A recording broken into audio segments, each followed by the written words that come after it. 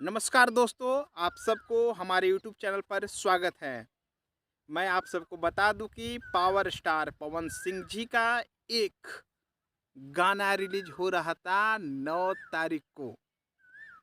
तो आप सब तैयार हो जाएं। पवन भैया के जितने भी फैन हैं सभी लोग तैयार हो जाएं, क्योंकि पवन सिंह के गाना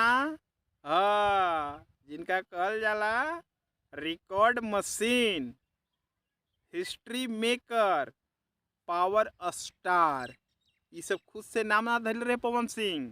ये सब जनता के प्यार है और फैन के दुलार प्यार है, जेकरा वजह से पवन सिंह के नाम power star, hit machine, record machine वगैरह वगैरह बहुत सारा नाम है हमारे पवन भैया का।